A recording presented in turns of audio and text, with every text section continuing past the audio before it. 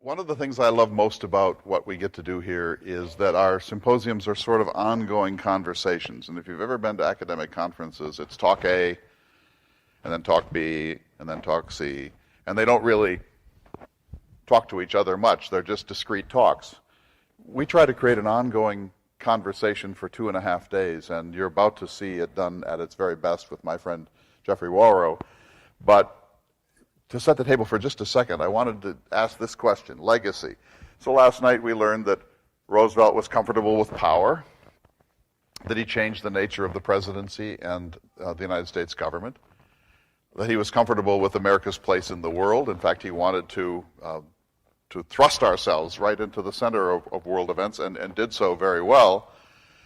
He was fascinated by nature from 2 points of view. On the one hand, he was one of the most well-known big game hunters in American history, but he also was the greatest conservationist of any president in our history. We touched on the Constitution. He has very bold concepts of constitutional interpretation, and in a nutshell, what he believed was that he could do anything that wasn't explicitly prohibited by the United States Constitution, kind of a dangerous doctrine. He had complicated views of gender, he had complicated views of race and the hierarchy of nations. And so we began to set the table for a discussion of legacy. And now Geoffrey Wawro is going to continue it. The question I want to just put in everyone's mind as we go through the next day and a half is, what would have happened if Theodore Roosevelt had never lived? If he had never been born, if he had died of childhood asthma, or if he had never been born, how would this country be different? When you try to assess his legacy, you need to keep in mind that there are social dynamics that are happening and certain leaders just embody them. And then there are social dynamics that are occurring where a leader plays a significant shaping or leading role. And so trying to figure out how America would have been different had there been no Roosevelt, I think, is a fascinating subject, and it helps to tease out questions of legacy. So I'd like to go on further about that, but we'll do it in our panel discussion this afternoon. Geoffrey Wawro is professor of history at the University of North Texas and the director of the UNT Military History Center. He's the author of 5 books, including an extraordinarily important book on World War I. He's been here before, in fact, to talk about that very subject. This is probably the 50th symposium that I've moderated here and around the country, and it's my favorite thing to do is to moderate. And when you do this enough, you find out who your go-to people are, where you can always call them, and they will come, and they then just knock the ball out of the park and set the table for everything that follows. And you know I feel that way about you, Jeff, and I want you now to come and set the table for a discussion of Theodore Roosevelt, the legacy.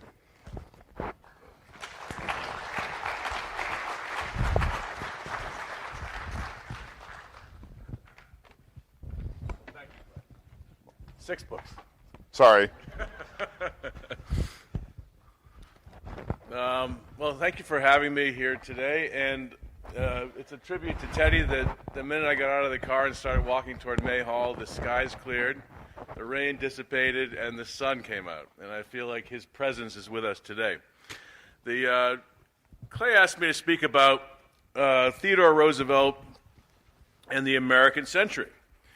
And the long American century, launched by Roosevelt in 1898, and men like him, it's lasted for more than 100 years, even if it's looking a little bit tired today. Well, what do we mean by American century, and what was Roosevelt's role in its creation? Well, before Roosevelt, the American consensus was isolationist and pacific. Leaders saw nothing but trouble and liabilities in foreign commitments, and they had an absolute horror of war. Territorial expansion outside the boundaries of the United States was anathema to most Americans, whose whole origin story, after all, had been a revolt against British imperialism. Congress saw waste in military spending, and worse, Congress feared an enlarged military. They saw the political power that generals and admirals wielded in Europe, even in democracies like France, where the Dreyfus Affair played out across the years 1894 to 1906. They wanted to guard against the rise of this kind of militarism in America. Well, Theodore Roosevelt came of age at a moment in the late 19th century when all of these comfortable American assumptions began to feel a lot less comfortable. By the late 1890s, America could no longer be regarded as a backwater or a fringe player. The United States, which had counted 3 million inhabitants in 1780 and 50 million in 1880, numbered 100 million by the time of Roosevelt's presidency, which of course ran from 1901 to 1909. The U.S. had been the world's fourth largest economy in 1860. By 1900, it was the world's largest economy by all of the important metrics: GDP, railway trackage, steel production, coal extraction. The U.S. economy was the envy of the world when Roosevelt was vice president and president, growing at a rate of 5% annually. With its young population, America boasted 10 million men of military age, a fleet of 3 million tons, factories, shipyards, arsenals, forests, and farms with millions of productive workers. There was something else about America that Roosevelt found unique. Other powers were young and vital. What made America unique among them were qualities represented by Roosevelt himself. His politics were stamped, and this will come as a surprise to many, with humility and plainness. His whole platform as civil servant, Governor of New York, and President of the United States was superbly American, what we all regarded as American until quite recently. He insisted on competence, merit, transparency, clean government, a square deal for all classes, conservation of natural resources in the environment, and a neutral, rational state that favored neither corporate interests nor radical elements of the right or the left. His new nationalism, announced in a speech in Kansas in 1910, was a call for greater income equality, regulation of corporations, the end of political machines, and campaign finance reform. Roosevelt saw clearly at the dawn of the American century a danger that threatens to overwhelm us today: the concentration of capital and political influence in the hands of the notorious 1% and their congressional lapdogs. He had a name for it. He called it invisible government. Such income and political inequality and sham democracy may have been tolerable in the great powers of Europe or Japan, where people were accustomed to aristocracy and inequality. But Roosevelt recognized that they would be a cancer in America, dimming faith in its institutions and its legitimacy. It's noteworthy that he conflated this political critique of his successor Taft's drift back into the clutches of corporate interests with nationalism. Roosevelt recognized that American strength and confidence derived from consensus about the wisdom and fairness of its government, of the people, by the people, and for the people. In 1911, he defined his progressivism as the great movement of our day, a progressive nationalist movement against special privilege and in favor of an honest and efficient political and industrial democracy. In a letter to a friend, 2 years after leaving office, he reflected again on what he believed to be the right course for American politics under either party. Fundamentally, it's the radical liberal with whom I sympathize. He's at least working toward the end for which I think we should all of us strive. And when he adds sanity in moderation to courage and enthusiasm for high ideals, he develops into the kind of statesman whom alone I can wholeheartedly support. The radical liberal, someone always seeking to lead with moderation, courage, and high ideals. Theodore Roosevelt was by no means perfect, but he represented a huge leap forward in American politics, challenging a system bifurcated between two essentially corrupt parties and seeking a sustainable, rational, genuinely democratic way forward. Roosevelt recoiled at old world-style protocol, flummery, and flattery. It was Roosevelt, for example, who stopped calling the presidential residence the executive mansion. and called it the White House instead. He was the first to drop the title Excellency and insist on Sir or Mr. President instead. Any title, Roosevelt scoffed, is silly when it's given to the president. The office of the president, he thought, must reflect the stripped-down democratic pragmatism of America. Similarly, Roosevelt refused to address foreign sovereigns as Your Majesty, Your Highness, Sire, addressing them instead simply in the second-person singular, you. An American great power that had seemed a weak and pallid imitator of its European counterparts acquired under Roosevelt a distinct and truly powerful identity, became quintessentially American. In carving out this distinct place for America, Roosevelt was aided by his globe-trotting childhood. As a boy, he had lived in Europe for a year when he was 10, and for a year again when he was 14. In those relatively leisurely travels through Europe, the Mediterranean, the Levant, as well as long sojourns in Paris and Rome, and a homestay in Dresden, where he learned to speak German, Roosevelt took the measure of the European great powers at a young age.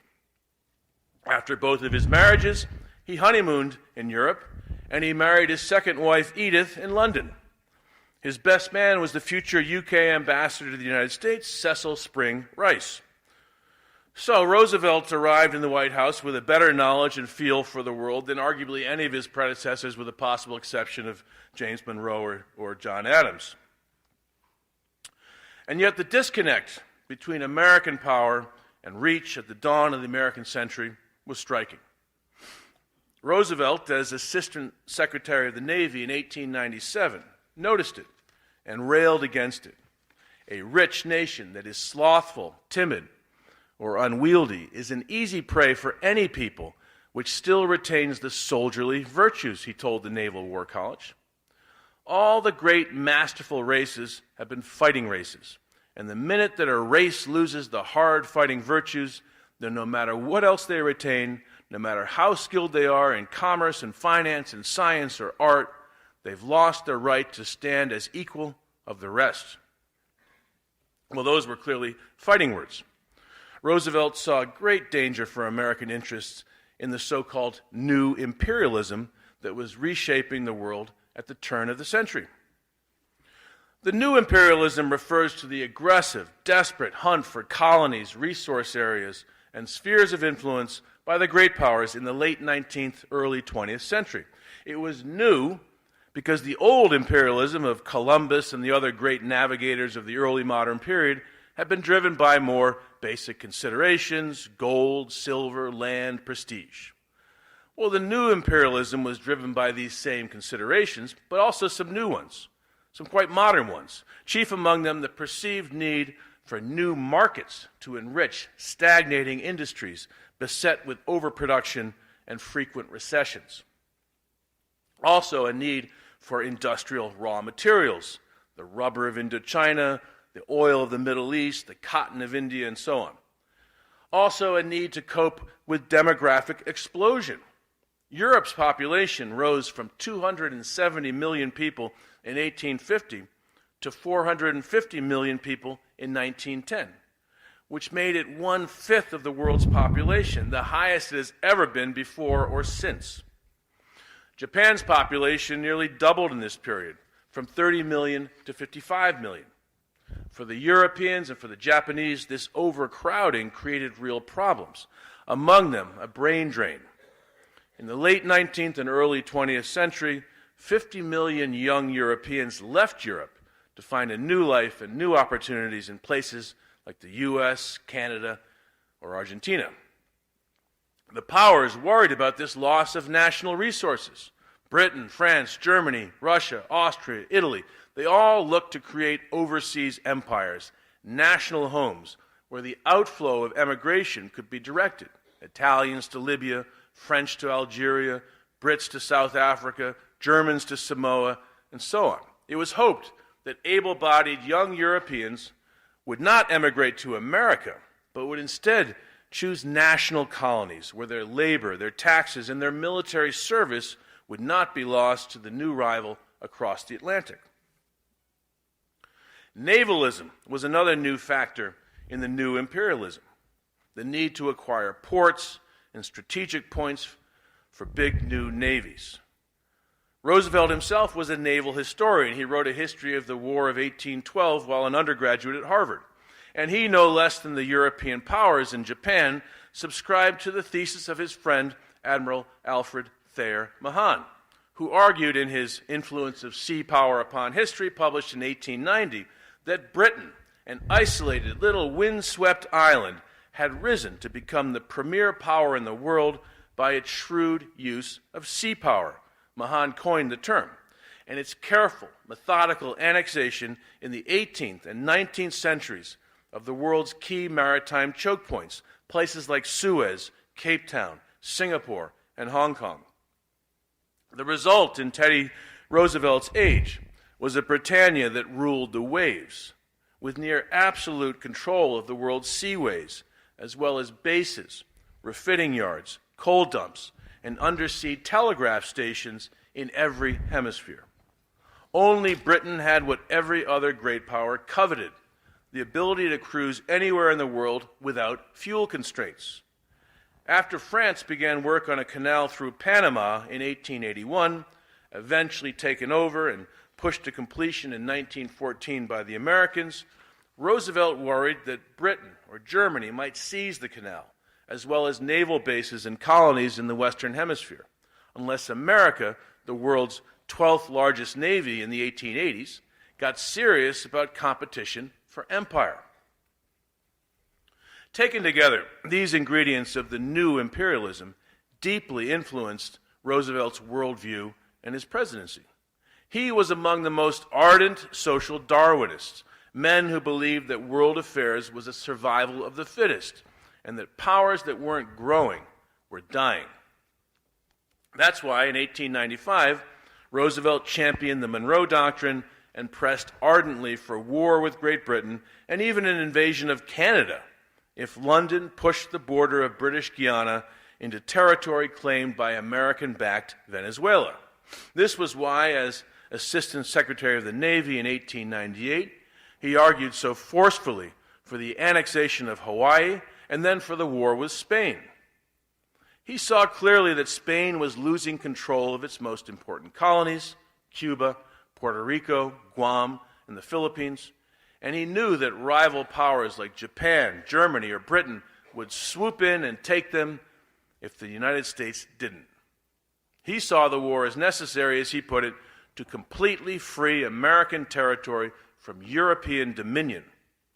As for Hawaii, he said in 1898, "We did not create the Hawaiian Islands. They already exist. We simply have to face the alternative of taking them ourselves or seeing some hostile foreign power take them and have a base of operations against our Pacific coast cities."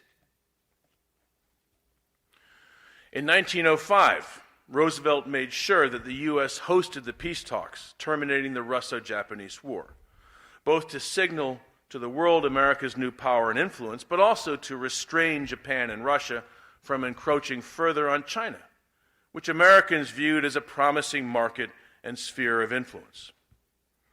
In December 1907, he dispatched the 16 battleships and 14,000 sailors of the Great White Fleet on a 14-month voyage of 43,000 miles around the globe to underscore America's global reach and to remind the world of America's strength.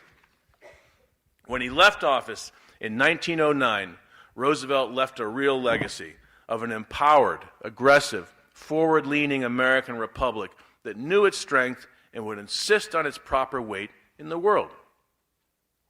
But Roosevelt's strength was also his weakness. He never, for example, contemplated the contradiction between American democracy and American imperialism. That is, having one system of government for Americans in the United States and another system of government for America's overseas colonies. This is a contradiction that would gnaw at every empire, whether American, British, or French, or what have you. He exalted war and struggle. He saw virtue in bare-knuckled combat. He thought that it strengthened men and indeed races. To his mind, It was a hedge against the besetting sins of the 20th century: consumerism, materialism, sedentary office work, eroticism, and an overall softening of the human condition as modern conveniences multiplied. Well, this gave Roosevelt a dangerous blind spot.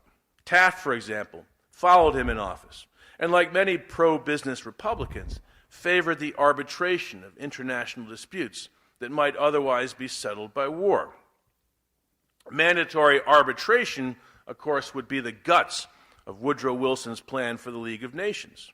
After the Russo-Japanese War, TR himself had seemed to support a league of great powers to enforce peace. Remember the cartoon we saw last night where he's got the little paper under his arm that says arbitration. But now, impelled by politics, he opposed the arbitration treaties with Britain and France proposed by Taft in 1911, and he would hotly oppose Woodrow Wilson's League of Nations during World War I. In both cases, Roosevelt was supported by his friend, Republican Senator Henry Cabot Lodge, who saw arbitration as an infringement on Senate treaty-making prerogatives. But Roosevelt's objection had more to do with his desire for a strong, assertive military and his reckless willingness to risk war to prove America's guts and mettle. Well, then as now, this is a dangerous impulse, even a ludicrous one. He can also be seen as someone who is willing to play politics with war, to play the national security card, as so many politicians are wont to do, despite the fact that they themselves will never bear the burden of their hawkish policies. Roosevelt's behavior during World War I, the first great test of the American century, was anything but reassuring. When World War I broke out, the mood in America was isolationist. The war seemed typically European, caused by the clash of ambitious dynasties, the bitter legacies of past wars, and great power rivalry exacerbated by over 20 years of arms races and imperialism. None of it directly threatened America, which lay safe behind the moats of the Atlantic and Pacific, had no army to speak of, and was chiefly concerned in the early years of World War I with pacifying Mexico, which had tipped into civil war in 1910, one that was still raging years later with no end in sight. Germany did pose a threat to the U.S. in the long term. Economically, it was America's chief competitor. Its lower wages and superior technology gave it a viable formula for challenging America's otherwise invincible economies of scale. And the Kaiser's determination to build an overseas empire showed little respect for the Monroe Doctrine or Pan-Americanism, the U.S. conceit that it spoke for the Caribbean and Latin American countries. In the years before World War I, Germany had inserted military advisors into Mexico and colonists into Brazil, and they were pushing into Argentina and Chile as well. Roosevelt's sense of the German menace was only magnified by his friendship with General Leonard Wood. Wood and Roosevelt were old pals, and they shared an anxiety about Germany. Wood had been U.S. Army Chief of Staff till 1914, and then he ran the Army's Eastern Department during the war, having run afoul of Wilson for his bellicosity and for his Republican connections. Wood felt certain that if Germany won World War I, it would attack America after the war, to seize its best colonies in the Caribbean and Asia, help itself to South America, and even hold U.S. coastal cities to ransom, threatening to bombard them with 12-inch guns if they didn't pay millions or billions in reparations for all of the Germans killed by U.S. loans and munitions in the war. But few besides Roosevelt and Wood perceived a clear threat from Germany, entangled as Germany was in a seemingly unwinnable war against 5 great powers. And even if they had, they would have had to weigh any German threat against no less alarming threats to the American position from powers like Britain, Japan, or Russia. Britain blockaded American trade with Germany throughout World War I and searched Europe-bound U.S. ships for contraband throughout the war, despite loud, regular American protests. Britain also censored most of the war news received in America, preventing the U.S. public from getting a clear view of what was going on. New York's Daily Mail spoke for most Americans when it wrote in 1914 that Britain could settle the war simply by giving the Germans some colonies. Surely England, which owns a quarter of the world's population and landmass, more of the Earth's surface than any other nation, could settle the matter by giving the Germans a few extra square miles. Japan used the cover of the war to seize Germany's East Asian colonies, annexing yet more Chinese territory and taking island groups like the Marianas and the Carolines that threatened U.S. communications with Manila and Hawaii. Given that our potential allies in the war were as threatening as our potential enemies, most Americans were quite clear they wanted to stay out of the conflict. There was no profit for America in helping either alliance. They were equally objectionable. This was the consensus of the media, of most of the politicians, most of the government bureaucrats, and most of the public. In 1915, the most popular song in America was "I Didn't Raise My Boy to Be a Soldier." It spoke of the senselessness of war, but especially one as gray and formless as the one sweeping across Europe, with verses like, "I didn't raise my boy to be a soldier. I brought him up to be my darling boy. Who dares to place some musket on his shoulder to shoot some other mother's pride and joy?" World War I seemed so pointless, thankless, and indeed hopeless to Americans that both candidates in the 1916 presidential election ran against it. As the British Embassy noted, Republicans like Roosevelt attack Wilson for his lack of patriotism, but the immense majority of Americans are absolutely determined to keep out of the war as long as possible. Roosevelt was openly contemptuous of Wilson's hesitation in World War I. Roosevelt wanted a speedy, decisive intervention on the side of the Entente. But really, Wilson suffered from the need actually to govern during the war, whereas Roosevelt, like all pundits, could postulate the wildest things from the sidelines without having to describe how they would actually be achieved.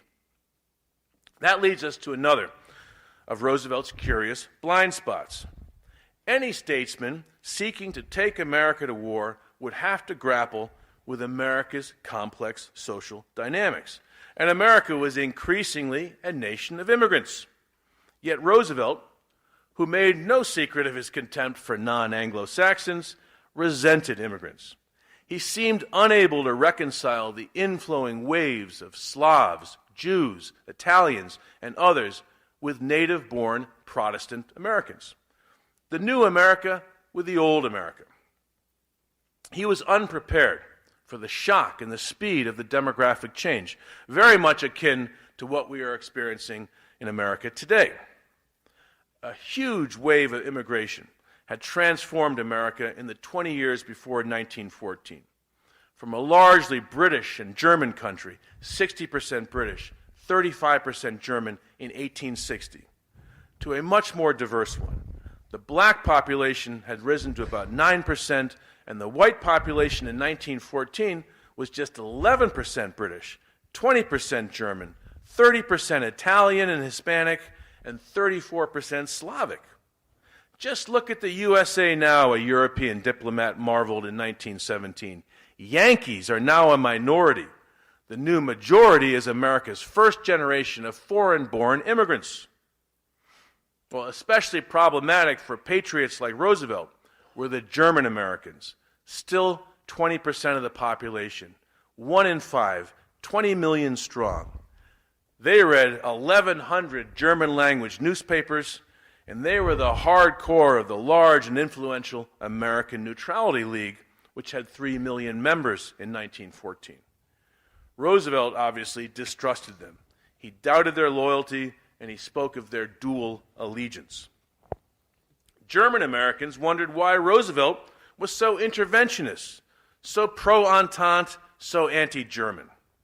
One of them, former Pennsylvania governor, Samuel Pennypacker, argued in 1916 that it was in America's interest to work for a German victory, not an Allied one. If the British win, the governor wrote, they will tighten their hold on the seas where even now they threaten New York City and the coasts.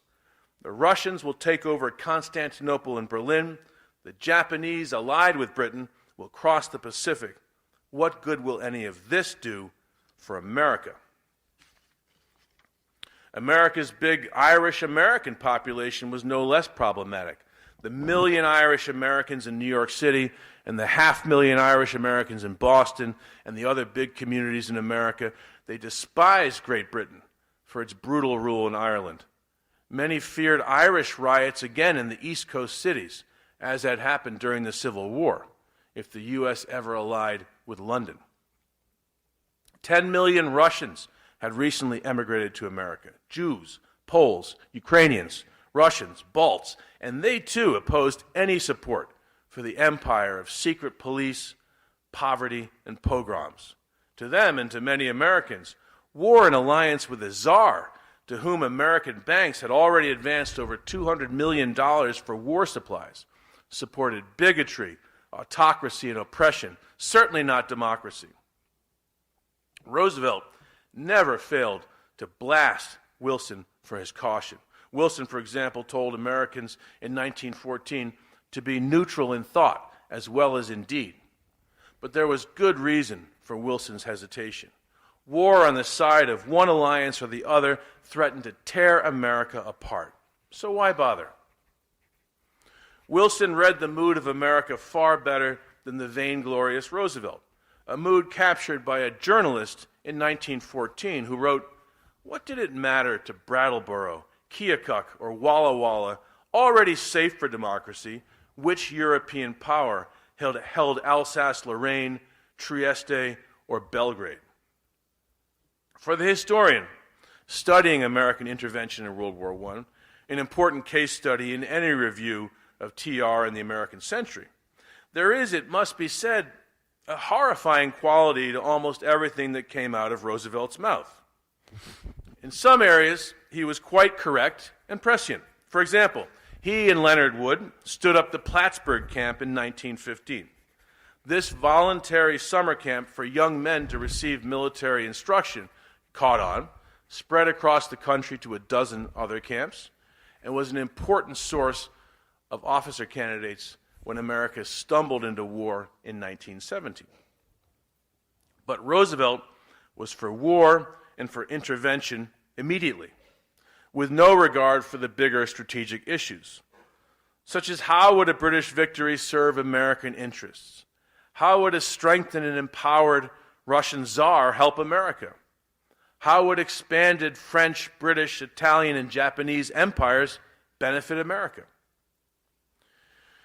Given his preoccupation with American power before the war, these questions should have troubled him quite a bit more than they did. But he seems to have thrown all caution to the wind in his eagerness to be in on the fight. Again, physical struggle struck Roosevelt as ennobling. That may serve an individual, but no politician has a right to inflict it on a nation without a rigorous strategic process. William James, who had been one of Roosevelt's professors at Harvard, said of Roosevelt when he took office as vice president at a ripe old age, that even now he is in the Sturm und Drang period of early adolescence. When the Germans sank the Lusitania in May 1915, killing 1,200, including 128 Americans, Roosevelt pushed hotly for war. And yet, this ignored the persistent anti-war mood in America, as well as Germany's legitimate grievances. America, a neutral, had loaned the Allies $12 billion by 1915 and was shipping the Allies over $3 million worth of munitions every day, and not a dime and not a bullet to Germany. Indeed, the Lusitania itself was carrying munitions for the British Army, and had sailed into a war zone advertised in advance by the German Navy. Wilson firmly protested the sinking, but stopped short of war, and of course Roosevelt flayed him. Words, words, words, he thundered.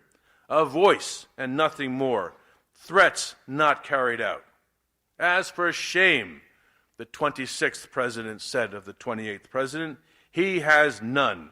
And if anybody kicks him, he brushes his clothes and utters some lofty sentence.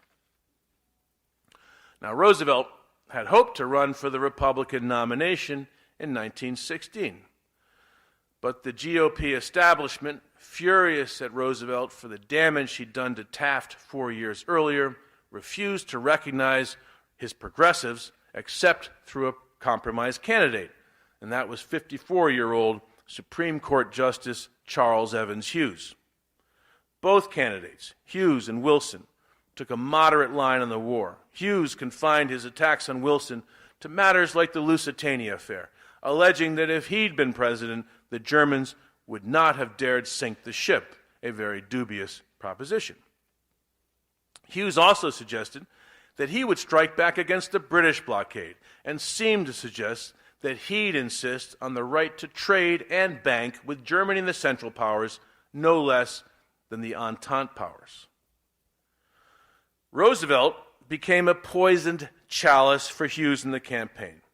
Hughes tiptoed around the issue of intervention, like Wilson. Roosevelt, as we all know, didn't know how to tiptoe.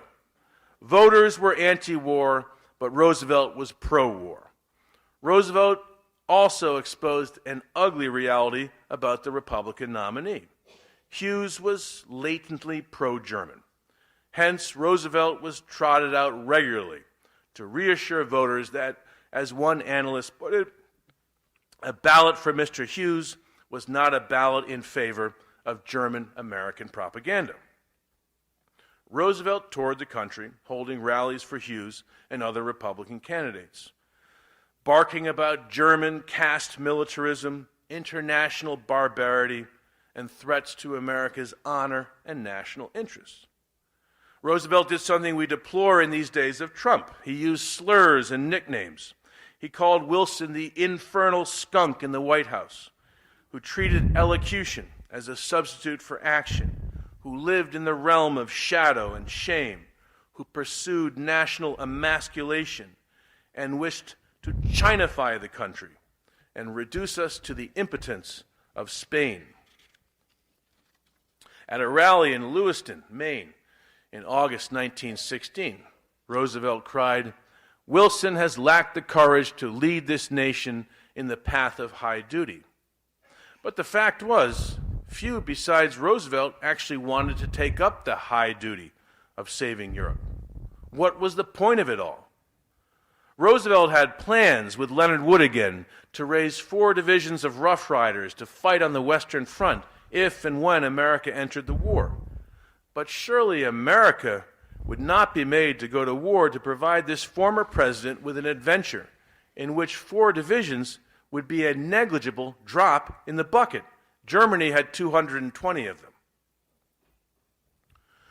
Wilson won re-election in 1916, aided by Hughes' sympathy for Germany and Roosevelt's warmongering. Wilson's electoral slogans were America first, and he kept us out of the war. Americans wanted that. In 1917, prompted by a new round of German provocations on the high seas and in Mexico, the Zimmermann telegram, Wilson felt compelled to convene Congress and seek a declaration of war, which both houses gave him. Returning to the White House after addressing Congress and asking for the declaration of war and receiving it, Wilson entered the cabinet room, lay his head on the table, and wept. "My message today was a message of death for our young men," he groaned to his chief of staff, who witnessed the scene. The Selective Service Act, passed by Congress in May 1917, was undertaken in part by Wilson to prevent Roosevelt from raising that corps of Rough Riders and taking them to France, as he and Leonard Wood had planned to do. By laying claim to all American males between 21 and 45, Wilson made it impossible for Roosevelt and Wood to recruit anyone. Roosevelt never forgot the slight, and his resentment of Wilson mounted at war's end. Grief-stricken by the death of his youngest child, Quentin, in the war, he hammered Wilson on the armistice and the peace. Wilson wanted a mild peace, a peace without victory, as he called it, and a League of Nations. Roosevelt wanted a harsh, vindictive peace, resting on permanent military preparedness. There was something incorrigible about Roosevelt. That's partly what we love about him. Quentin had been shot down and killed in 1918. Ted Jr. and Archie had been seriously wounded. Roosevelt himself had led the madcap charge up San Juan Hill, and he'd witnessed the death and wounding of so many of his fellows to Spanish Mausers. And yet even now, knowing what he knew about the brutality of the war and the mediocrity of the officer corps, he was still bellicose. He'd supported a league to enforce peace after the Russo-Japanese War, but seeing that Wilson was proposing one at Versailles, he opportunistically tacked away from it, just as he'd done to Taft, opposing arbitration in any form as a sign of decadence. Just as he'd campaigned against Wilson in 1916, Roosevelt ran now against Wilson's peace platform in the midterm elections of 1918, which coincided almost to the day with the armistice on the Western Front. Wilson barnstormed to win support for his approach to peacemaking, a new American-led world order based on American values, and Roosevelt campaigned against this, as he put it, pussyfooting, demanding, as he put it, the right kind of peace.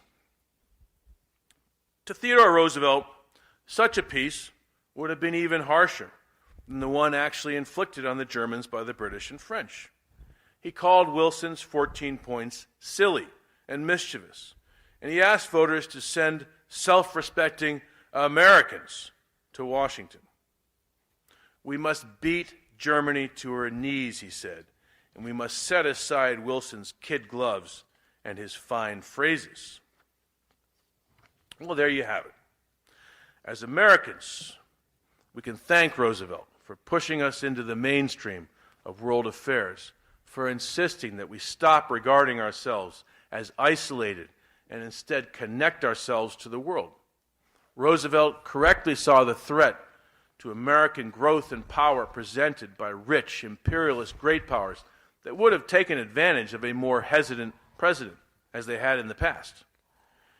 He armed, he pushed back, and he assured that our Republican democratic institutions would not be used as a rationale, as they so often had been before, for doing nothing on the world stage, lest we come to resemble the selfish European powers. But there's also a darker, cautionary side to Roosevelt. His eagerness to join World War I seems mad in retrospect, and there can be no justifying it on any grounds. The issues were never clear in the war. The U.S. military was woefully unprepared for it, and the casualties we suffered, even joining at the very end, were mind-boggling. 150,000 killed and wounded, which worked out to 36,000 a month, the highest casualty rate in U.S. military history, 6 times higher than the rate in World War II. To have entered the war with the military and the officers we had in 1914 or 1915 would merely have guaranteed casualties like this for 3 or 4 years instead of just 1. And ultimately, Roosevelt was wrong on the peace. Whichever interpretation of the Treaty of Versailles you accept, that it was a harsh peace or a mild one, arguments can be made for both. There seems little doubt that the Wilsonian solution sought by FDR and Truman after World War II was the right one, to rehabilitate and ally with an old enemy to secure a future of peace. And Wilson was right to trumpet American values, too often derided by Roosevelt as pussyfooting nonsense. The Senate, led by Roosevelt's ally Henry Cabot Lodge, would ultimately reject the Treaty of Versailles, and the United States would never join the League of Nations. And yet Wilson's quixotic idealism cloaked something hard and powerful, something that Wilson recognized and that his successors, starting with FDR, applied. That American values, the rule of law, democracy, a free press, free trade, freedom of the seas, anti-corruption policies, and human rights undergirded America's bid for global leadership. Like communism or fascism, American values are an argument to lead and prosper, but unlike their grim competitors, they offer malice toward none. American values as a policy are universal. They can compete on superior terms with any political adversary. If they fail, Lodge himself said in 1919, the best hopes of mankind fail with them.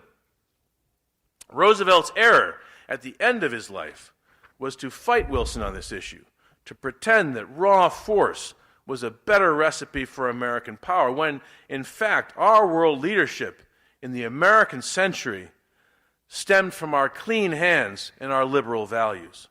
Roosevelt knew this. It was at the heart of his new nationalism, and indeed his plain and modest nature. And in retrospect, we should give him credit for standing America on the world stage to fight for those great values, even if he couldn't recognize them in the hands of Woodrow Wilson. Thank you very much.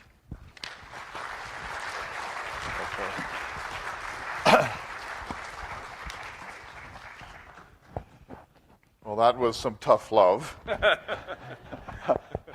That's what we do here, and we're glad for you. But let me, I'm sure the audience has questions. Rick Marshall this afternoon will be giving a talk about the Great War, and so I'm very eager for you to hear that and to be part of the response. You'll be doing a book signing at 10:15, and so we'll go more on all this in the book. Right, exactly. And of course, World War I has been much on your mind in the last few years, so I can see how you concentrated there. I have this question. I'm not quite sure how to phrase it, but I know you'll know what to do with it.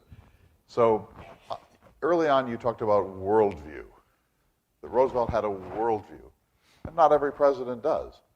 I mean, every president has some hunches and some notions, but this is a serious intellectual who had traveled the world and had developed a worldview. So there's that. And that might have led him to believe America has to take this role because nature abhors a vacuum. Britain is fading a little. It's our destiny.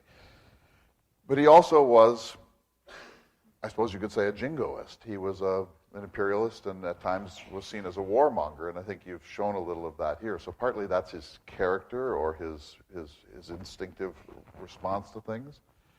And then there's the fact that he was no longer in power. And to a certain extent, he bears resemblance to President Trump, who wants to be the anti-Obama. In a certain sense, he was the anti-Wilson because Wilson was president, and he would have loved to have been president during a world crisis. So how do you sort all those dynamics out when you try to assess Roosevelt's response to the emerging events of the 20th century? Well, I mean, the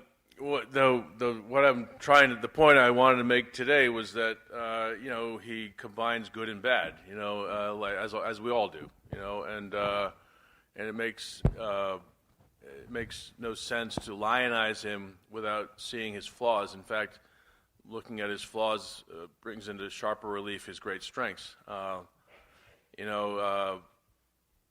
If you look at the history of America in the age of Roosevelt, all his predecessors have been so hesitant about embarking on, they didn't call it imperialism, they called it expansion, because expansion sort of fit more with manifest destiny and the growth of America without having these sort of overtones of European-style imperialism. But they saw it as being somehow unconstitutional, illegal, difficult to, and whereas Roosevelt took a very plain view of the matter, and he said, like the quote I read about him on the Hawaiian Islands, where he goes, "I didn't create the Hawaiian Islands; they're there, and if we don't take them, somebody else is going to take them, and if somebody else takes them, they're going to be lying athwart our communications across the Pacific and threatening our Pacific Coast cities. So we need to be there." And this is something that Hawaii had been nearly taken by treaty during the Benjamin Harrison administration. Then everybody got cold feet and sort of refused to do it, and So Hawaii was still sitting out there, this great vulnerability to America's strategic position. And, credit Roosevelt with, consistently throughout his career, whether as Civil Service Commissioner, Governor of New York, or Assistant Secretary of the Navy, or he's always on this theme of American strength and power and finding America's proper place in the world, and throwing out this isolationist view. Remember, before the advent of air power, America truly is safe behind these oceans. I mean, nobody's going to invade America. Say Japan invades, or Germany invades, or Britain invades. What are they going to do? Land an army and try to supply it in this vast continent-sized country? Eventually, we'll beat them. So we are truly safe. But Roosevelt's saying that's not enough, and he's arguing against a lot of kind of consensus Republicans and Democrats. One of his great foes early on is the Democratic president, the only one between the Civil War and Wilson. Grover Cleveland. Cleveland's very hesitant about any of this expansion that's being pressed on him. And so, Roosevelt's constantly raising the temperature, trying to get more appetite for American expansion. And he rightly sees this as something that if we don't do it, we will be gradually surrounded by other powers that are going to take these key positions. And they will not, he looks at Kaiser Wilhelm II, who comes in and in the 1890s announces this Weltpolitik, world policy, and this Flottenpolitik, fleet policy, and says, look, the world was carved up by Britain and France, essentially, and obviously Spain and Portugal, but they're declining. But, Britain and France have taken the key colonies around the world before Germany unified, in 1871. And so we're late to the game, so we need, as he's put it, our place in the sun. And he doesn't respect any of these red lines. That's why we have 2 Moroccan crises. He just barges into French-controlled Morocco and says, I want Morocco, give it to me. And he's going to do the same thing in Latin America. And he's going to do the same thing around the Panama Canal, we can only assume. And so Roosevelt's right to insist on strength. And he's the big driver behind an expanded Navy. And he's the big, he's insistent on basically trying to, frighten the other powers away from the Western Hemisphere, but also the Great White Fleet is saying that we can project power anywhere. So he's quite, distinct from not only other Republicans, but not only, these sort of establishment Republicans, but also, the Bryanite Democrats who don't want anything to do with overseas expansion. And they see this, they harp on the hypocrisy of the American democracy ruling other peoples and having 2 systems of government, one for Americans and one for, say, Filipinos or Cubans. And this is a big problem that Roosevelt, as is typical with Roosevelt, spends no attention pondering. He's just like, well, whatever, it'll work out. Because he kind of indulges in the same thinking as the British, that we will raise these people up to a certain level of culture, and then they will then move into a great age of freedom under American tutelage. But that is another blind spot of his, because even there's another really, he's a fascinating figure in so many ways. Roosevelt's he loves Britain. He's best man at his wedding, and he has all these British friends, and he's friends with Rudyard Kipling, although it's a bit of a rocky friendship because Kipling's so weird. But he early on detects the weakness of the British Empire. He calls the decline of the British Empire way before other statesmen do. And again, it's on sort of racial lines, because he says, look, Britain has this big empire, quarter of the world's population and landmass. But, racially, this is a Northern European, Anglo-Saxon country with, 70 million Britons. But then its empire is, black and brown and yellow, and they're not these white Europeans. And he doesn't understand how they're going to create an imperial federation that works with this small core of white Europeans and then this big, sort of tropical zone empire of non-European peoples. And so he says, I don't see how this works going forward. So, he's just this very prolific thinker, and he anticipates a lot of the problems going forward, and he really secures America's position in the world. I take, having studied World War I so closely and seeing just how utterly ambiguous it all is, even at the end, the winners, the losers, there's just no way anyone in their right mind would, especially given the state of the American military, an army of 150,000 long service regulars, most of them on furlough, and so most of them untrained, 450,000 totally untrained National Guards, with obsolete weapons, little artillery, no machine guns. I mean, you're going to send this force to Europe, and then if you're going to augment it with a new army, that's going to take 2 years to build. Are you going to just rush them into the line without training? I mean, what was he thinking? It just makes so. You mentioned Trump versus Obama. I just think whoever the president is, you have the responsibility to rule responsibly and throw out all the rhetoric and slogans and look at this situation as it is and apply real solutions to a problem. And I feel like he was just sort of shamelessly politicking there instead of looking at the situation as it was and dealing with it honestly. No, thanks for that quick answer. Yeah, go ahead. They're all like that.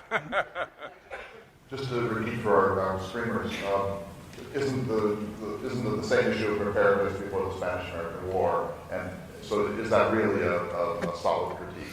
Yeah, it's apples and oranges because in the Spanish-American War, we knew what we were getting. We were getting a decayed Spanish army that was under strength, that was poorly armed. I mean, they had a good rifle, but they had very little artillery, few machine guns, and they were poorly trained, demoralized. They were scattered throughout these island outposts, and there was just no way they were going to beat the United States. And the opportunity to take these possessions that would otherwise fall into the hands of a hostile power, and in the case of the Caribbean, they're right athwart the Panama Canal, what will be the Panama Canal, and in the Pacific, the Philippines and Guam have to be regarded as really important strategic assets for the United States, given the shaping struggle with Japan and the other powers.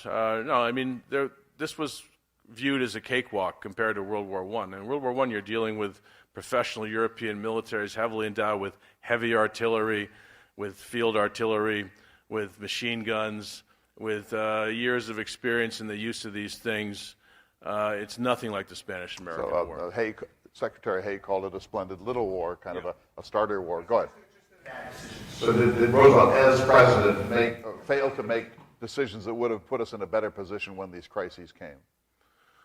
Well, I mean, in common with every other president, he was also unable to, increase this. He increased the size of the fleet, but he could not improve the army because there was no congressional appetite for a stronger army. Because the belief was that we didn't need a strong army because we were invulnerable behind these ocean barriers. So, and beyond that, he's not faced with a war during his presidency. So, but. There's no question that if America had entered the war in 1914, 1915, we would have been slaughtered, given the technologies in use in Europe, which were nothing like the technologies in use in the war against Spain. We got time for a couple more. Yes. Roosevelt's desire to get into that struggle and maybe die in Europe, and Wilson's refusal to take that seriously. Yeah. Well, and he's right not to take it seriously, because again, that's kind of archaic impulse, isn't it? And Wilson said to him, "The war has changed since we don't do it that way anymore. The cavalry charge." Right.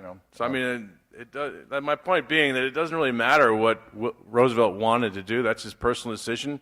He could have gone off and gone to Canada and joined the British Army and gone off and died in that way. But he has no right to take America into a war for his own personal crusade. It has to be worked out, as I said in the talk, through a strategic process, where we do a net assessment of allies and adversaries and what's in it for America, and is the game worth the candle? But you acknowledge the point that his desire to be in that arena was part of what was driving him. Yeah, but for him to be in the arena with an American corps of Rough Riders means belligerency, which means an American declaration of war.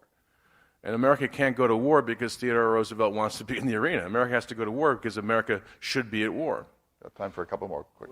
What were Roosevelt's communications with the Allied powers in the run-up and during the time of the war? Well, he was, out of government and one president at a time, so he doesn't have official communications, but he writes copiously to people like John Strachey, editor of the Observer, and the Prime Minister Lloyd George. He keeps, and he's. If you look at, I was looking at Lloyd George's papers in the Houses of Parliament archive, and Roosevelt's got all these letters, and they're tearing into Wilson, saying, if I were president, we'd be in the war. So he's eager to be in on the fight. The point you make is a good one. There's not time to get into it, but Roosevelt was really aggrieved by the Belgian atrocities. He talks about state slavery, how the Germans forcibly take populations of young people out of the occupied countries and bring them to work in German factories, as they would again in World War II. And he's right about all this. This is all true. But I hope you'll read my book, Sons of Freedom, just to read about what the war was, because it's a very detailed account of what happened when we actually sent troops to France. What actually happened when you took this army that was hastily raised through the Selective Service Act and outfitted and sent over and put into battle against industrial great power. And you'll read the accounts of battle. This is what you're up against. You have to weigh what the Germans are doing against, is this a rationale to send American youth to war? Are you sufficiently aggrieved by the Belgian atrocities and by the German use of Belgian or French labor in German factories to join the war and suffer these kind of, just read the experiences of life on the Western Front for American troops. It makes for kind of hair-raising reading. And, I always think that war is the last resort, and I feel like Roosevelt was reaching for it as a first resort, is all I'm saying. Jeff, we don't have time to really go into it, but North Dakota has a very complex relationship with that war. The Nonpartisan League was in power during that time. We had a very large German immigrant element in North Dakota, deep ambivalence, and a lot of resistance to going into war. But once the war started, North Dakotans oversubscribed to the Liberty Bonds and oversubscribed to enlistments and so on. So the reluctance didn't follow through once the declaration came. But Roosevelt became, viciously critical of the Nonpartisan League and the farmers' movements that were wanting to stay out of the war. So it's a really interesting sort of sub-chapter in the work that you're doing. As sort of murky as it seems, the whole whether or not to get in was murky at the time. But with the passage of 100 years, it becomes much clearer. You can really see what the issues were, and it reinforces my view that Wilson had the right approach. I mean, I don't like Wilson personally. I think he was a terrible president. I think a lot of his policies were good, but his manner was terrible. Roosevelt's manner is much better. In fact, in the book, I talk over and over about how the Doughboys loved TR. One of the guys goes, he was the number one man among the Doughboys because he was like us.